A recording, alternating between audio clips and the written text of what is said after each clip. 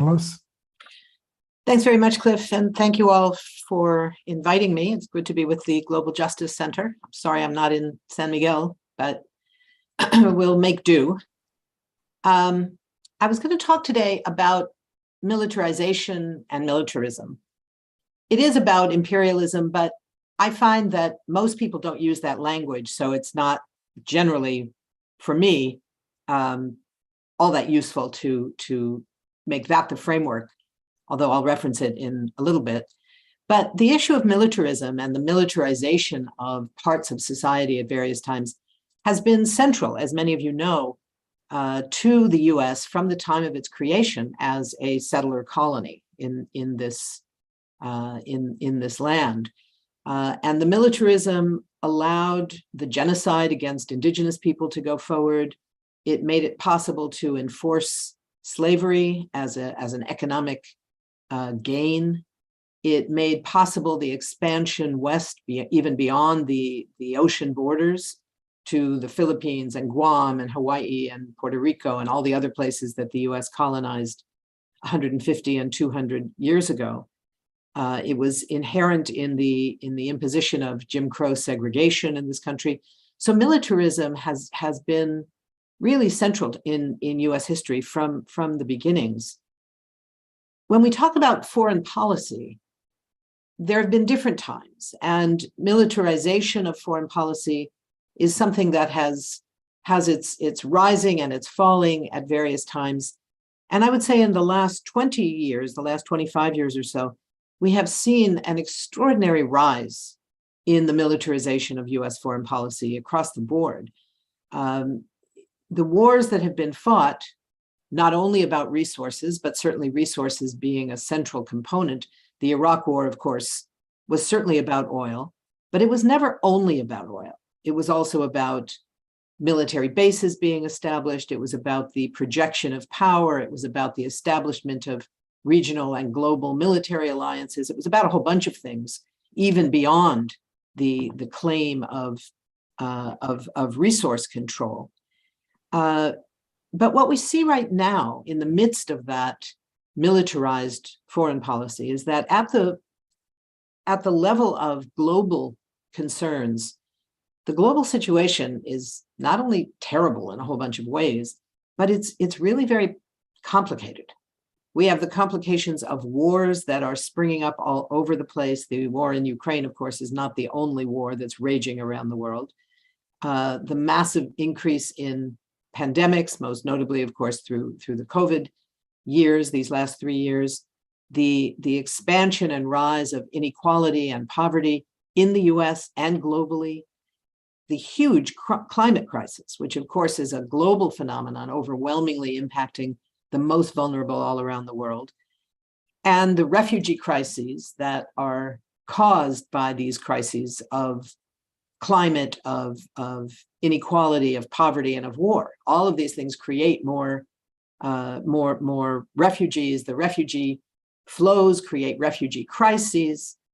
And on top of that, now we have this crisis of authoritarianism around the world, with more and more governments moving in either a sort of right-wing populist way or in a straight-up militarization component, where we have authoritarian governments on the rise, both in places that have traditionally been authoritarian or repressive or whatever adjective you want to use, including key US allies, whether we're talking about Saudi Arabia, the UAE, and others, but also countries that have long histories of democratic shifts in power, shifts between parties, et cetera, where suddenly authoritarian parties are coming to power through votes, through parliamentary votes. So we're seeing that we saw that in Brazil until now. It's been reversed with the re-election of Lula, but the years of Bolsonaro, like the years of Trump here, where we brought to power an authoritarian regime, put in place a whole bunch of institutionalized changes that are making everything worse. And we're seeing it in places like the Philippines and Turkey and India, which have democratic systems in place. If you define democracy as primarily about elections, But suddenly they've all elected authoritarian governments, which may be turned out in the next election, maybe won't. Maybe if they are, they won't agree, they won't concede, they won't allow a new government to take power. All of these things are shaking up the kind of complacency in the post-Cold War era that made it seem that these democratic structures were pretty much invincible, that we weren't going to see the rise of fascism reemerging. And whether we see fascism consolidating anywhere yet, we yet have not seen that, but I don't think anyone can argue that it's not certainly a possibility. So the complications are very extreme. And in answering those complications, US policy in recent years, and this goes back way before Trump, has been extraordinarily militarized.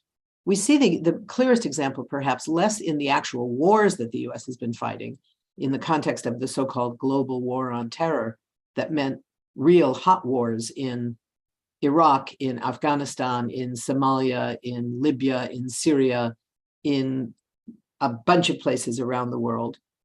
But also, if you look at, for example, the creation of AFRICOM, the African Command, the US military divides the world, and each part of the world comes under the jurisdiction of a US military branch.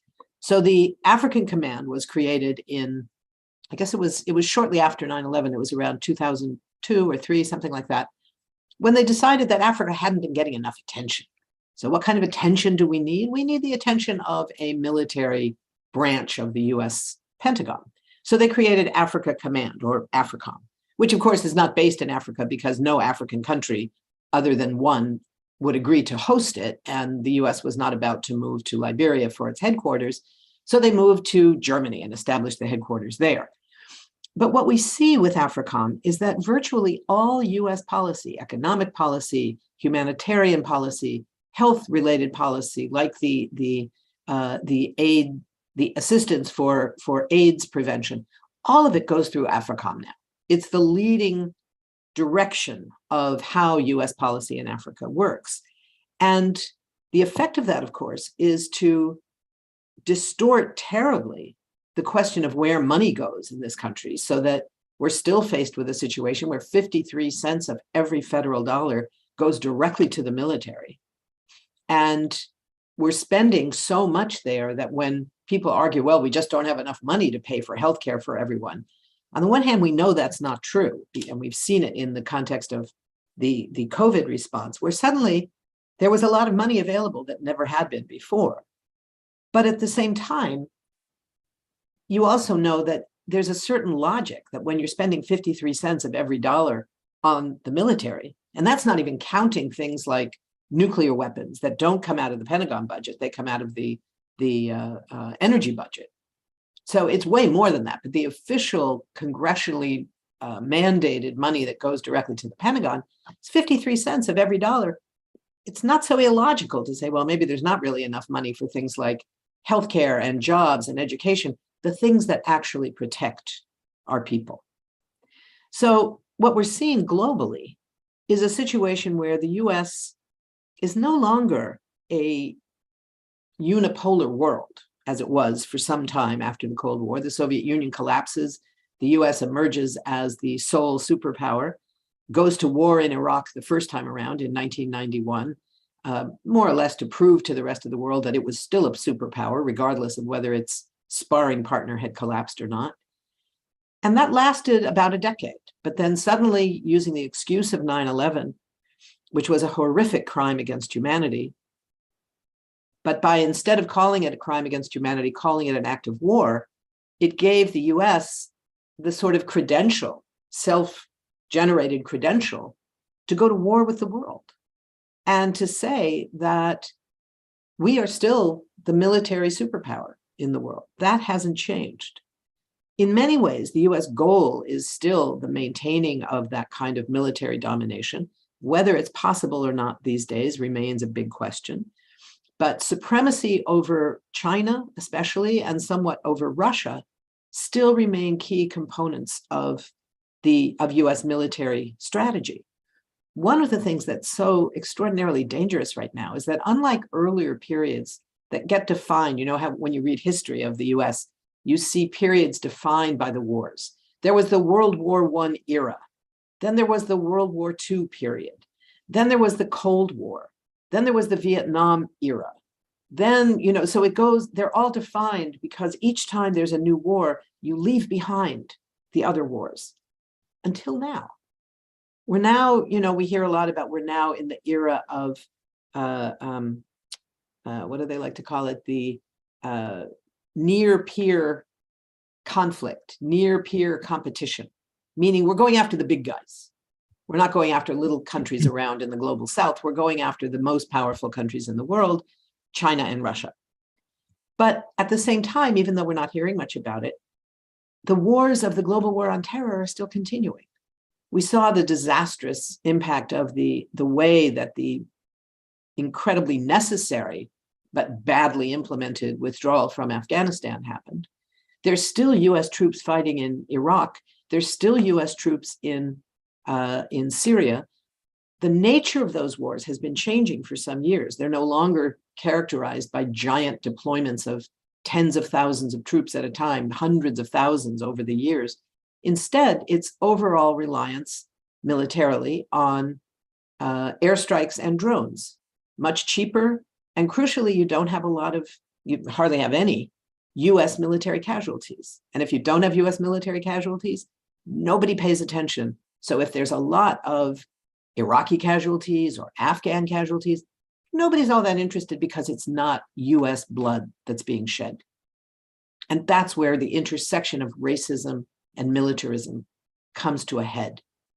If it's not US blood, US citizens who are dying, then the press doesn't tend to cover it. And if the press isn't covering it, nobody pays much attention. We see the distinction of that with the war in Ukraine, which I'll get to in a minute. But one of the points about it is that the extraordinary 24/7 coverage of that war, unlike any war I can remember, not like Vietnam, not like Iraq, not like Afghanistan, nowhere did you see mainstream coverage of that extraordinary up close and personal nature 24/7 in this country, so that everybody is seeing what war looks like. So just for that reason, it's not surprising that so many people are taking an absolutist position of embracing the Ukrainian cause. It's about other things as well. It has to do with racism, the fact that these are white people and they're not people of color that are being targeted. It has to do with the fact that the quote enemy is Russia, and it's easy for people in this country to remember when Russia used to be the Soviet Union and they were the bad guys, and so it's an easy shift. All of that is important. But it also has to do with something that I think ironically gives us a great example, which is that every war in the world should be covered like this. Every war, we should be seeing the victims up close and personal and hearing their stories of how they were forced to leave their elderly parents who couldn't leave, and they don't know if they're still alive or not. Children separated from their parents, not by the wall at our border, but by a war. It happens all the time. It happened all the time in Iraq, in Afghanistan, in Somalia, in all of the places where the US was fighting wars, using its military power in the context of the so-called global war on terror. And yet we never saw that close up. We never really thought about those wars in the context of what was the human cost that was being paid. So in a perverse kind of way, the war in Ukraine gives us that model. That's part of what we need to do to challenge militarism, as the core of our foreign policies, to say, that's what it looks like. That's what these wars look like. So we're talking about imperialism. Yes, US is still an imperialist country. It has different wings and there's different views of what that should look like in terms of policy. One of the big differences we have now is that the US is defining as its quote enemies countries like Russia, like China. China, of course, defines itself as a communist country. I would assert that China is in fact a capitalist country. State capitalism, it's a different kind of capitalism, but it's capitalism nonetheless. It's about profit.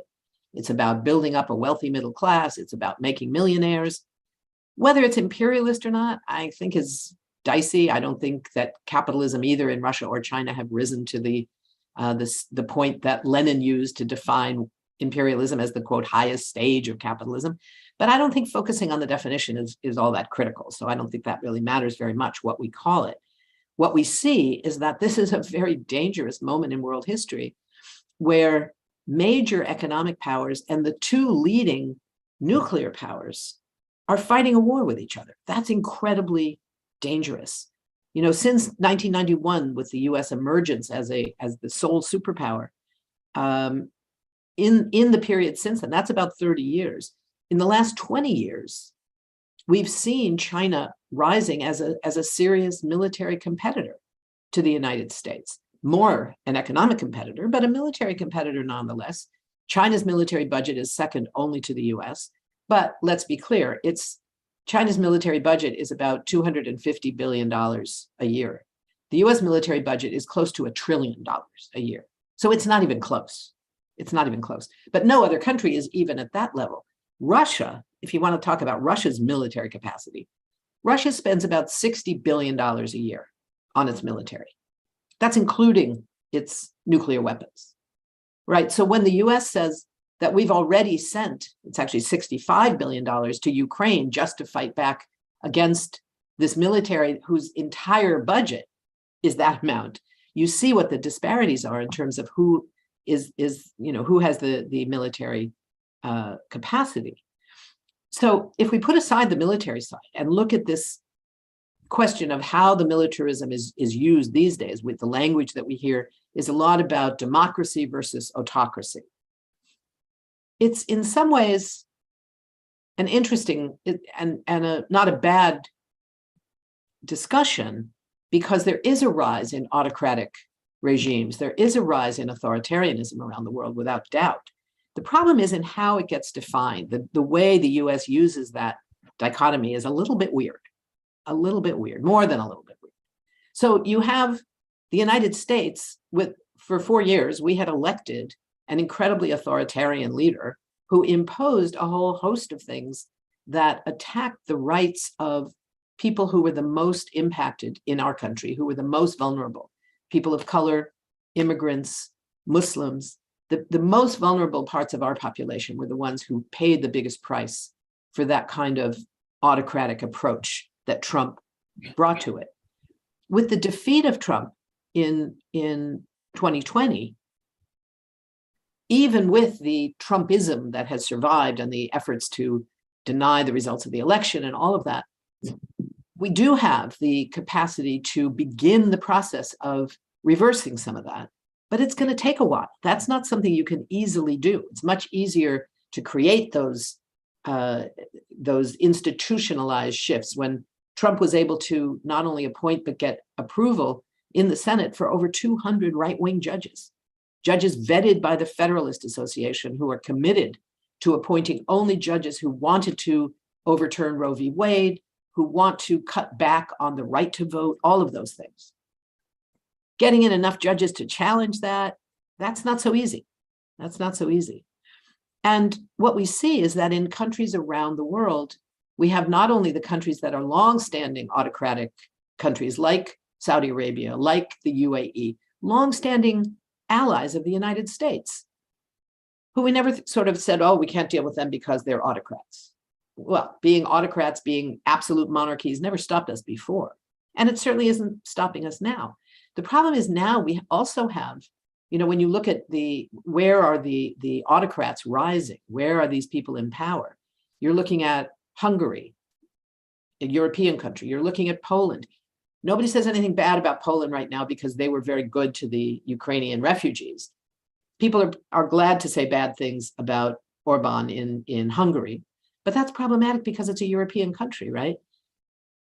The other countries, Brazil, when Bolsonaro was in charge, it was disastrous for the people of Brazil, particularly for the indigenous community, and most especially for the Amazon basin itself, which was attacked brutally by this autocratic regime.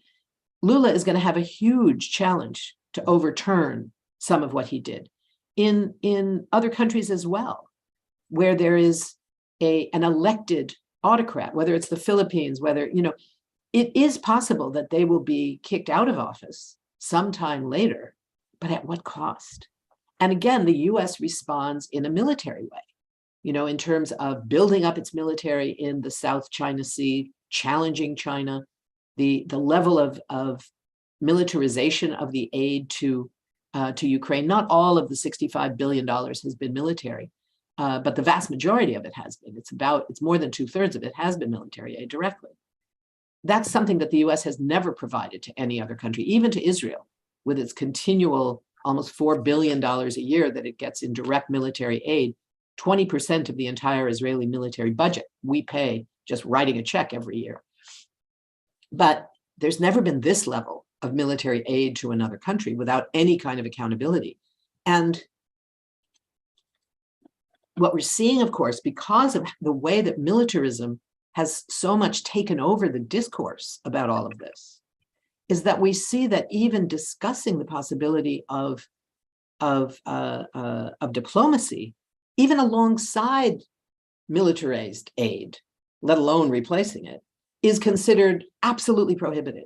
So when the Progressive Caucus, you all probably heard about this a few weeks ago, issued a public letter calling on Biden with 30 signatures of members of Congress, calling on Biden, very carefully supporting everything he's done to support the Ukrainian military resistance, but saying, shouldn't we be thinking about some kind of a diplomatic track as well, not even instead of, as I might have said, but as well, leaving the military component in place, but adding a diplomatic proposal to it. There was outrage, and the outrage was so intense and so vicious that the Progressive Caucus very quickly withdrew the proposal because it was seen as politically suicidal to maintain it. So there's a huge challenge here. And what we're seeing, and this will come into the question of Ukraine, we're seeing this question of the abandonment of international law as having any impact. What we hear instead, and this is pretty new for the last 3 or 4 years, what we hear is about the rules-based order, the international rules-based order. That's what we're following. Nobody talks about international law anymore. Now, why is that? What's the difference? So the difference is international law exists. It's problematic in a whole host of ways. It reflects the power relations of the post-World War II era. And a lot of it was drafted in between 1945 and 1949 by the victors of World War II. But nonetheless, it's existing law that you can point to, you can challenge, you can say this should be implemented. It means the UN Charter, it means the Geneva Conventions. It means all of these things that actually exist in the real world, that are written down, that countries join the treaties that enforce these things. The rules-based order, not so much. What are the rules-based order? Well, the rules-based order are whatever Washington says they are. So when Russia invades Ukraine, it was certainly a violation of international law, because despite the massive years of provocations by the US, by NATO, which were themselves violations of a host of international laws, those provocations did not give, in my view, did not give Russia the right to invade. It was a violation of international law. But that's not what we heard from the US. What we heard was, this is an absolute violation of the rules-based order, which basically says when we want to invade a country, we do so in the name of the rules-based order. We can invade Iraq despite in its moment of glorious opposition, the United Nations refusing to pass a resolution embracing and endorsing that war, to make it legal in the only way that a war is legal, when it's authorized by the Security Council, unless it's immediate self-defense. The US said, we're going to go to war anyway, because the government of Iraq under Saddam Hussein is violating our rules. They're not allowing in the inspectors. And then when the government of Iraq said, we'll let in the inspectors, they said, too late, we're going to war anyway, ha. Because it wasn't based on international law. What Russia is violating, according to the US, is not about international law. It's about the rules-based order. And here you see the rules-based order that we like to talk about in this country these days means respect for territorial integrity, respect for sovereignty, respect for human rights, but that only applies apparently to Ukraine. I was listening this morning to the foreign minister of South Africa on a wonderful webinar organized by the Quincy Institute, interestingly. And she said, you know, this rules-based order is defined around these issues of defense of national sovereignty, of territorial integrity, of human rights. And that's appropriate when it's applied to Ukraine. When it's applied to Palestine, she said, it doesn't apply. And it's never seen as being applied equally all around the world. She said it needs to be applied as vigorously when it comes to the Palestinians as when it comes to Ukraine. So Ukraine right now is very much at the centerpiece of this militarization of US foreign policy. And it has to do, as I mentioned earlier, with how the media covers it. It also has to do with a specific set of threats that this war presents that was not true of several other wars. I have a couple of papers that I've published in the last couple of weeks, one in Foreign Policy and Focus, one in The Guardian, one in These Times, looking at why we need a ceasefire and a diplomatic track now, why we have always needed a ceasefire from day one of this war. And some of it has to do with the human cost, the cost to Ukrainian civilians in the tens of thousands, people who have been killed, who have been injured, millions who have been expelled from their homes, some of whom, half of whom have become refugees in other countries. It's a horrific human toll that's been taken. At the military level, the most recent figures from the Pentagon, I don't know if they're accurate, but they're probably relatively close, is that both Ukraine and Russia have lost in the area of 100,000 troops in these first 8 months of this war. It's astonishing, the human cost of this. And what we need to see in looking at this war, and it's because this war is not only about the war that's being fought on the ground. This war, there's really, as my friend Richard Falk, a wonderful analyst of international law, the way he's defined it, he said there's really two wars underway in Ukraine. One is the war on the ground, in which Russia was clearly the aggressor. The other is a geopolitical war, which has been underway for some years. It has to do with all of the provocations by NATO, by the United States, by the placing of strategic weapons on the border of Russia, all of those things. And in that war, the US is much more the aggressor. But what we're trying to stop instantly is the aggression on the ground, because that's what's causing this enormous human cost to the environment, cost to the global economy, cost to the lives of people in the global south who are suddenly facing massive starvation, all of those things.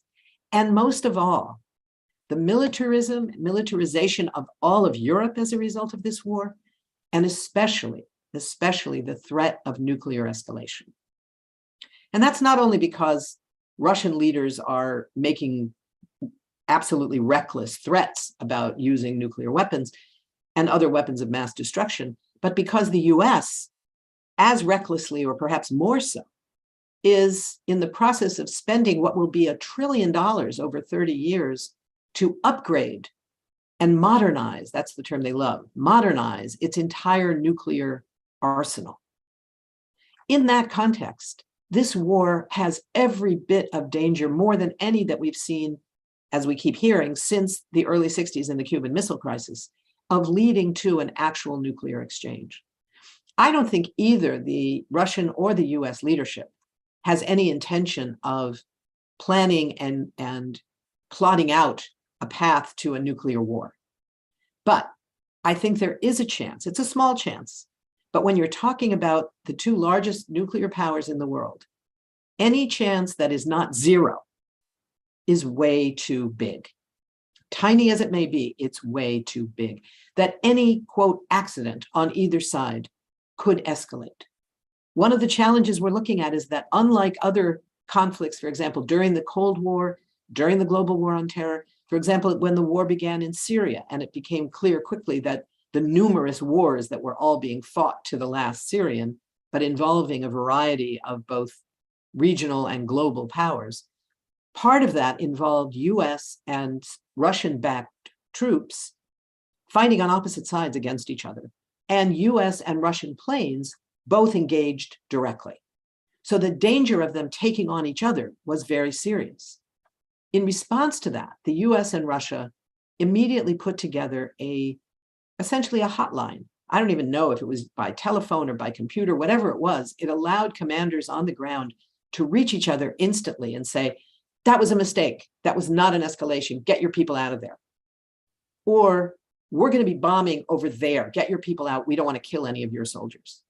Neither of them, neither Moscow nor Washington, seemed to care very much about how many Syrians they killed. But they were very careful not to kill the nationals of the other, because they knew that could have led to an escalation. In Ukraine, we don't have that. We don't have that kind of military to military. That's part of the reason that we need a ceasefire and we need negotiations right away. So I want to wrap up in a minute because I want to give us time for questions and discussion. But I also think that the broad question of militarization is very much one of the consequences we need to look at in the question of Ukraine. We have, for example, the project of Europe, the post-World War II creation of Europe as a unified region.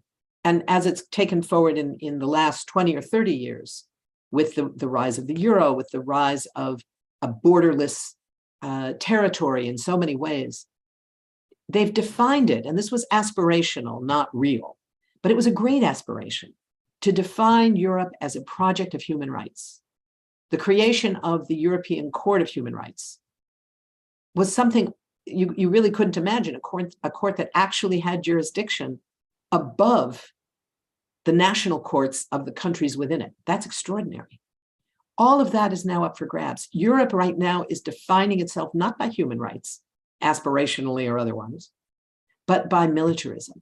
So you have countries like Sweden and Finland, where the populations once prided themselves on standing outside of the great military conflicts of the Cold War, to say, yes, we want to join NATO. How soon can we get in there? We want to spend full 2% of our GDP on the military. Germany was never, since World War II, willing to send weapons abroad. Suddenly, they're clamoring to send more weapons to Ukraine and saying, we're going to put 100 billion euros into the military right now, and we're going to move immediately to a 2% role, something that no countries in Europe wanted to do. Suddenly, they can't keep up with the demand on their own governments for militarization. This is going to take decades, maybe generations, to reverse. We are going to pay an incredibly high price for all of this. So I will close with the notion that what we need is, in the immediate, we need a ceasefire and a move towards real diplomacy, but we need an alternative framework, a global framework, a European framework that's based on diplomacy instead of war. We can't go on with a world that is burning, where the planet is burning, where people are dying of pandemics that are spreading throughout the world, where the rise of inequality on such a skyrocketing level that we've never experienced before in the history of humanity is still on the rise in the midst of all of this. We need a different kind of world, and it's going to take an awful lot of work to get there. Thank you. Well, thank you, Phyllis, for a very provocative presentation.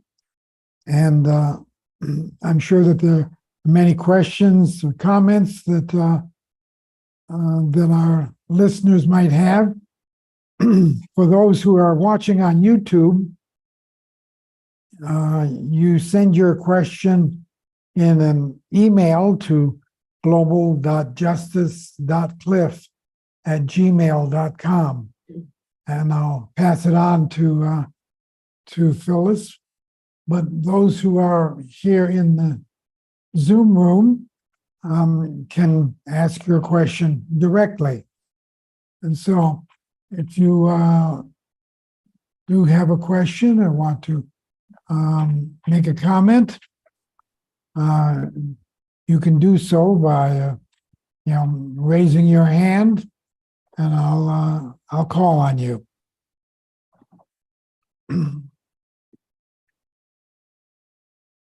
means everybody agrees with me. Good. We all go out to work. Yes. I see a hand. Dennis? Did my hand go up? I sure was thinking it. Phyllis, could you, do you have some scenarios in mind for how this change that you talk about, this change that's necessary, could actually happen? It strikes me that the militarism is so baked into our culture. Just even going back as far as Michael Moore's movie on Columbine, where he described the arming of American citizens in the context of our militarized culture and society. And, we were all excited about the peace dividend. Yeah. So long ago now, and one after another. But we have definitely been on a trajectory opposite of where we need to be, and where we thought at one time, in our memory, that we were going, to more of the benefits of having this huge part of our economy available for education, for taking care of each other, just frittered away, and now we continue spending over half of our wealth on militarizing. How can this change at this stage? Well, it's a huge challenge. There's no one thing. I think that, there's a lot of talk in the anti-war movement, in the peace movement, about how our movement is so hard because we're up against the military-industrial complex. And I always fight back against that. I mean, certainly that's true, but every movement is up against incredibly powerful forces. The environmental justice movement is up against the forces of racism and inequality, up against the forces of the fossil fuel industry. And so ours is no harder. What we have to do, I think, is something that we saw in this country in the aftermath of the rise of the Black Lives Matter movement, the killing of George Floyd, and the incredible resistance movement that arose in response. We have seen an extraordinary shift, particularly, it was certainly in the public discourse, but also in the media discourse around questions of racism. Every component of it, from the issues of systemic racism that were never part of mainstream media discourse, political discourse where there's fights going on, it's not good. I mean, we're seeing the fights around people that are challenging librarians, allowing discussion of racism, saying you're teaching CRT, right? Critical race theory, which critical race theory, I've read Kimberly Crenshaw, and I barely understand it. It's a really complex concept that's taught in law schools, for God's sakes. It's not taught in kindergarten. But what is taught in kindergarten, and should be, is the history of heroes, whether it's Rosa Parks or Martin Luther King, whoever it is.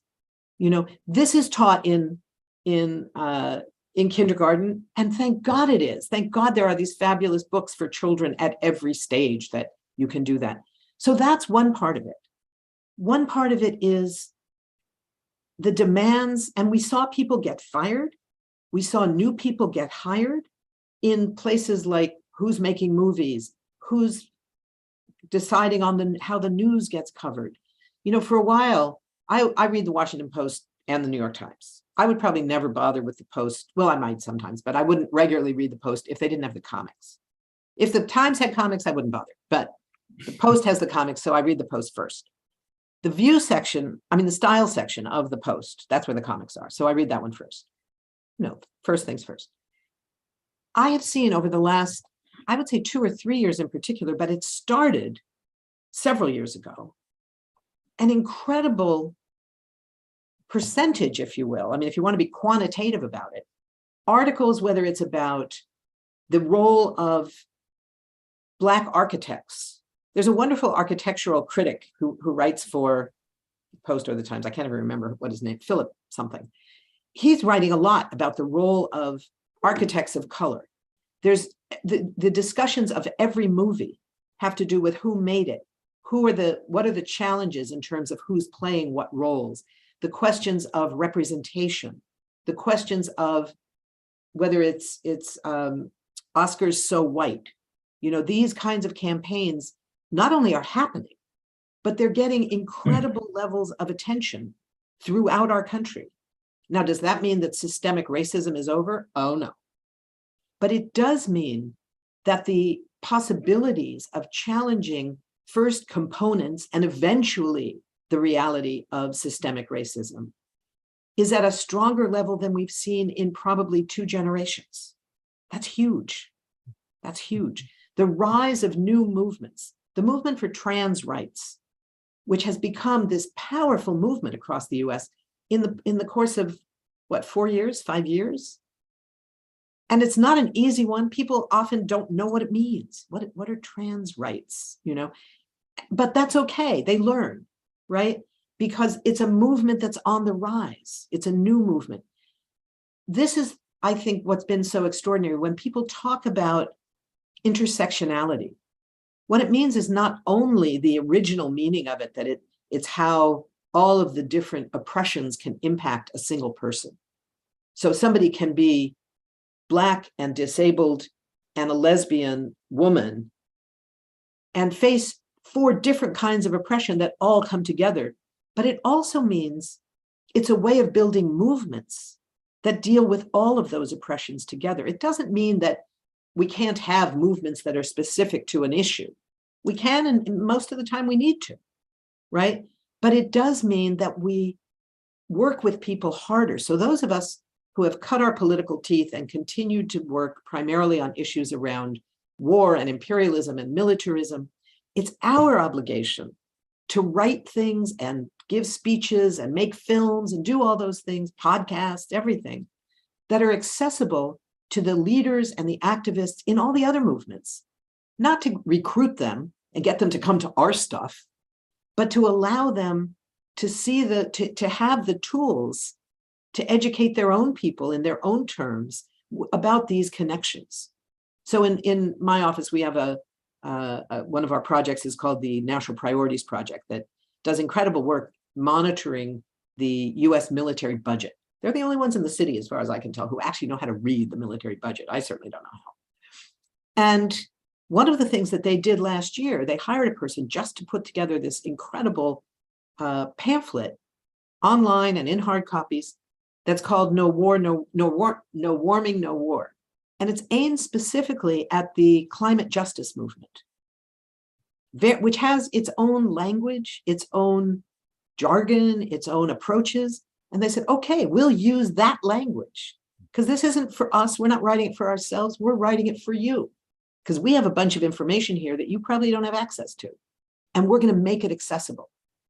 And the thing was like hotcakes, you know, it was going on. Everybody loved it because it was designed with and for a whole other movement. That's, I think, how we're going to challenge militarism.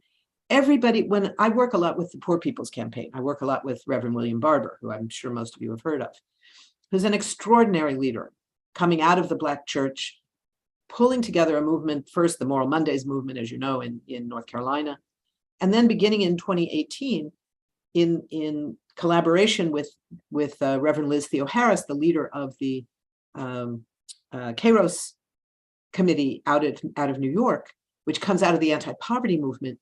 They came together to form the Poor People's Campaign based on the idea that 50 years ago, Martin Luther King led the first Poor People's Campaign in the last months before he was assassinated. So let's look at how we've done. We need an audit of what we've done over 50 years in this country. Are things better? What has gotten worse? And they chose the 3 things that King based his analysis on of the first Poor People's Campaign. which were militarism, racism, and poverty. And they added climate and said, those are the evils that we need to analyze. And we became their research partners, we at IPS, and we worked with them, and together we produced this book, basically, called The Souls of Poor Folk, that looked at the 50 years since the first Poor People's Campaign. And all of it is about how these things fit together.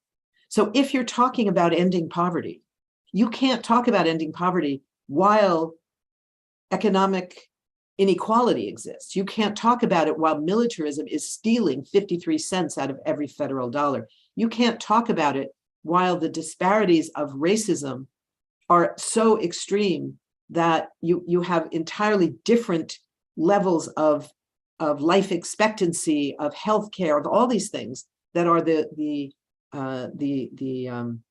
pieces of evidence of poverty. And of course, there's far more white people who are poor and low wealth because of what is the population of this country. But it's disparities in terms of percentages. It's far higher percentages of people of color who are poor and low wealth than white people. So it's all of those things have to be taken into account. And that's how you build what they call a fusion movement.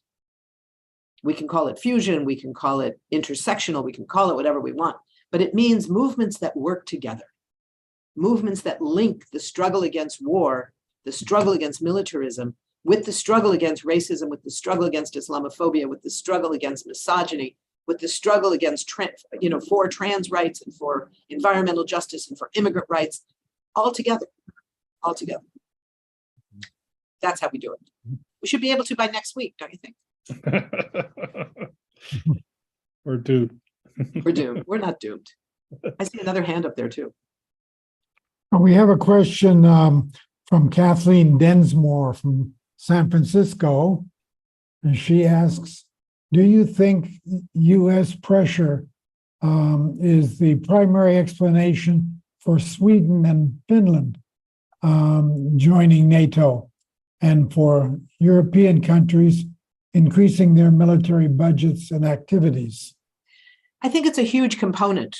Whether it's more important than anything else, I don't know. I mean, European countries and European people have agency. And one of the things that I've found astonishing was even more than the decision by the Swedish and Finnish governments. The Swedish government in particular has a right-wing government at the moment. They don't have their usual social democratic forces in power, but Finland as well. What I found more depressing, I guess, than their decision to join NATO and to raise the amount of money they spend on the military is the fact that public opinion is right there. They're reflecting what their people want. And whether that comes out of US pressure, I think is less likely than the government's decision. So I am not in a position to judge what's more important, but certainly US pressure has played a role there. That's definitely true. Mark Ginsburg has his hands up. Phyllis, thank you very much for, as usual, your wonderful remarks, depressing as they may be, but careful analysis. You mentioned the large leadership role that the U.S. Military spending has compared to other countries. You didn't mention, I would just insert that the number of foreign military bases that the U.S. has, I think it's like 800. I don't think anybody is even above 25 compared to that. But my question is actually about the negotiations or the diplomatic initiatives in relation to Ukraine. I haven't had a chance to read your most recent article, so maybe you've covered this, but I wonder if you have any insights into what happened before the Russian troops crossed the border into Ukraine, when the president of Ukraine, publicly at least, indicated he might be willing to negotiate and even give up the possibility of joining NATO. I mean, what happened behind the scenes there? I can imagine that the U.S. government didn't just listen without some intervention. But I haven't seen anything that describes what happened at that time, because that seemed to me, I mean, I don't know where the negotiations at that point would have gone, but that seemed to me an opportunity that was discarded. And do you have any insights into what happened at that point?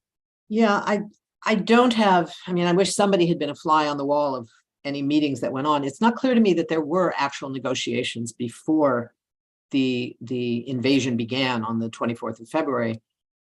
Certainly there were public statements by both sides in March within a few weeks, and there were indications. There was the Turkish initiative, there were the old Minsk Accords from earlier that had never been implemented, and that was sort of on Ukraine as much as it was on Russia. Both didn't implement them. I'm not sure they were realistic, I will say, but they existed, and they do provide some kind of a basis for a possible arrangement. The other possibility that was looked at was this notion of, it was the Turkish and somebody else initiative, the idea that there would be a 15-year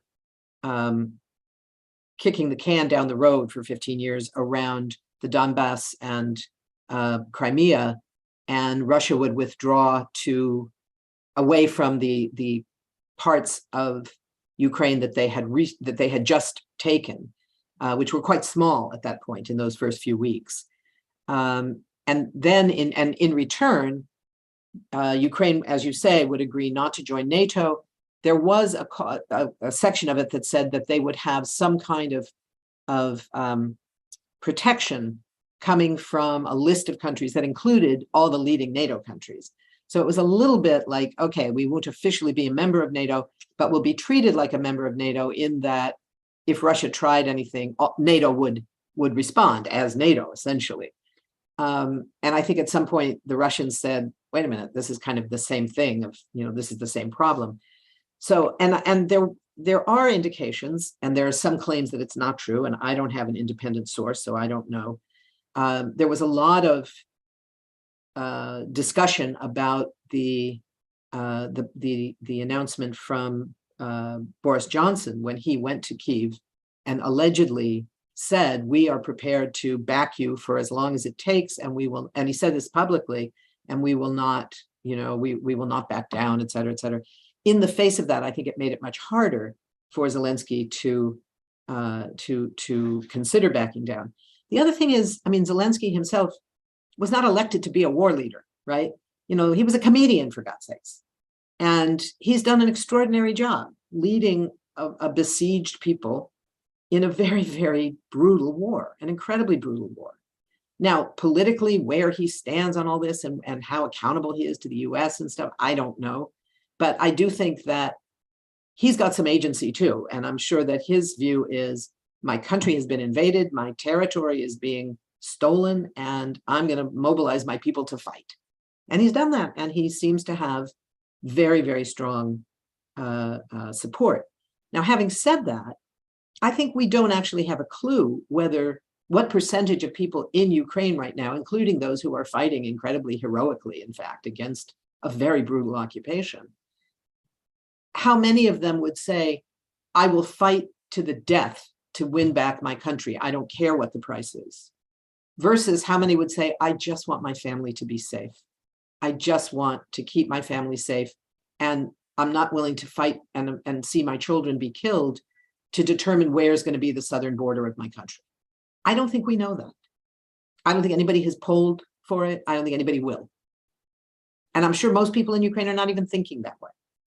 They're thinking we're at war, we have to fight. But, these are really hard questions. This is a terrible war. The impact on civilian life has been horrific. The numbers of casualties. Yes, there are wars with far more casualties, but the speed of those casualties in this war is right up there with the worst of them. So, this is a terrible, terrible war. And that's part of the reason why we need a ceasefire immediately. The US has a history. It's one of the things I write about in my piece in the one in these times. The US has a history of rejecting ceasefires on the grounds that not enough people have died yet. So Condoleezza Rice, famously in 2006, when Israel had invaded Lebanon, and there was a call for an immediate ceasefire, she said, "No, we don't need a ceasefire yet." And those weren't her words, but that was her position. The same thing 3 years later in Operation Cast Lead in Gaza. There was a call at the United Nations for an immediate ceasefire. And she was at the United Nations as the Secretary of State and said, "No, it's too soon. It's too soon. We don't need a ceasefire until it can be sustainable and permanent," which means at the end of negotiations, not at the beginning of negotiations. So the US has that history, and it's a terrible one. I think we only have time for another question or so. I have a meeting coming up.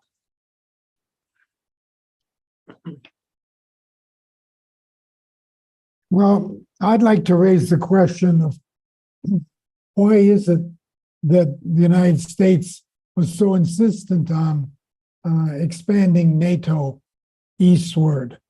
We were warned that it would lead to this back in the 90s. Yeah.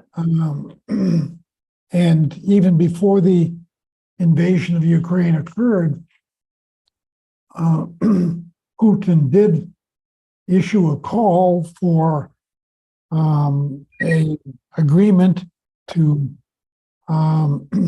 demilitarize the border states, and it was ignored. Why is it that the U.S. is so insistent on expanding NATO at cost that it has resulted in?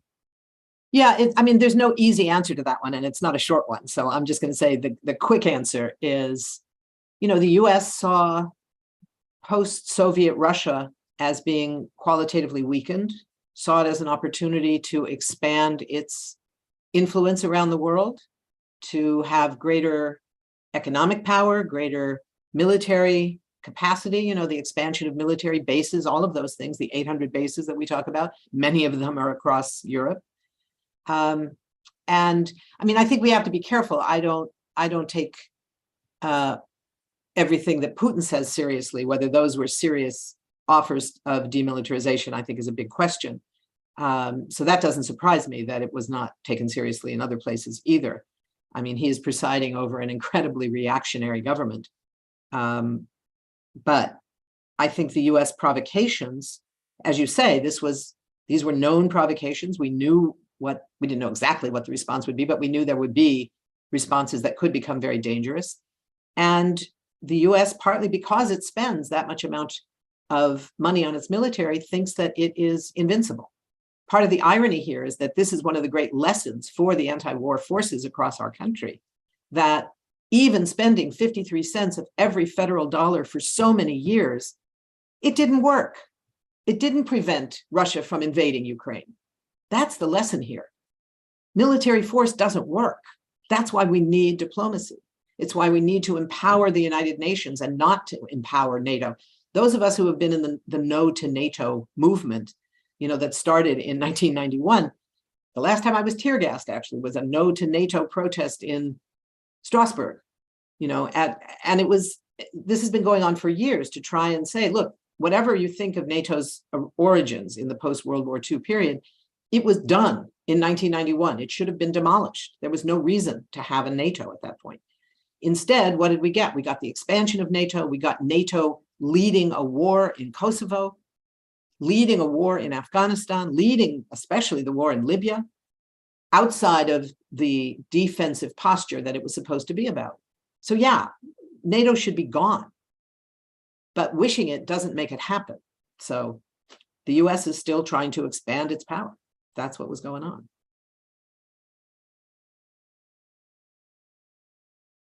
Thank you. Any further questions anyone wants to raise? I've got to go. Yeah. Well, I want to thank you fellas for a very interesting presentation. Thank you. I hope everyone enjoyed it as much as I did. This webinar, as well as past programs, are available on our website at www.globaljusticecenter.org. And I hope you'll join us again next week for our webinar with Nancy Fraser on her new book, Cannibal Capitalism. So for now, let me thank our webinar team, Liz Mestris, Gregory Diamond, Roberto Robles, Olivia Canales, Bob Stone, Betsy Bowman, and myself. And now, this is Cliff Durand signing off. Thank you. Thank you.